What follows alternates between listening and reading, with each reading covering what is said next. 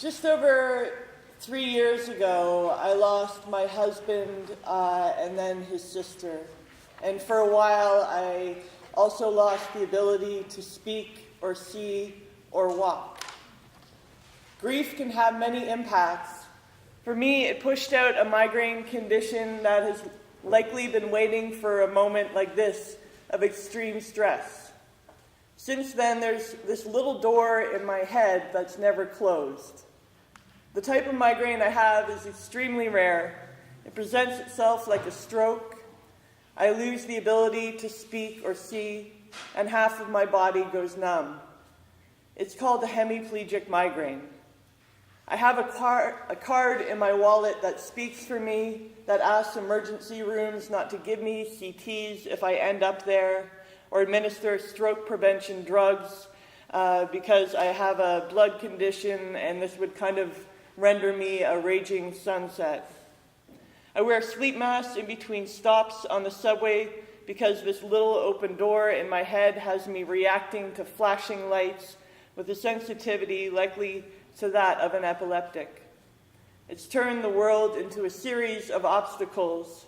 I worry about dating anyone because anytime there is loss or breakup, I end up speaking gibberish and back in migraine for a week or more. I knew migraine at a young age. Mine used to be very convenient, about 3 hours of light sensitivity. But now, as a freelancer, lucky for me, I don't have to convince my boss of what migraines do to me and my ability to work. Other people will constantly have to convince their boss, their partner, their children about why they cannot show up for work or anything else in their lives. Having worked in healthcare, I do know that having worked in healthcare, family clinics, and emergency rooms, I am all too familiar with the stigma surrounding migraine. One cannot know another's reality, but the more that we talk about it, the closer we can get to understanding without the stress of questioning. Not every disability is visible, but that doesn't make anything disappear.